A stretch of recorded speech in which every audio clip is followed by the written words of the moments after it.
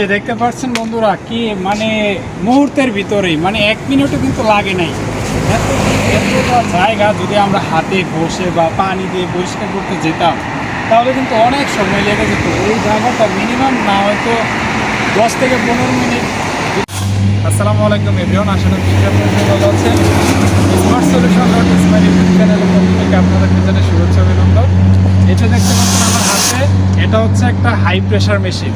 এটা দিয়ে যে দেখুন, এটা অনেক মানে সহজেই হাই প্রেশারের মাধ্যমে মানে ধুলা বালি, এই যে টাইলস বলেন বা মানে ফ্লোরের যে ময়লাগুলি, এগুলো সহজে পরিষ্কার পরিচ্ছন্ন করা যায়।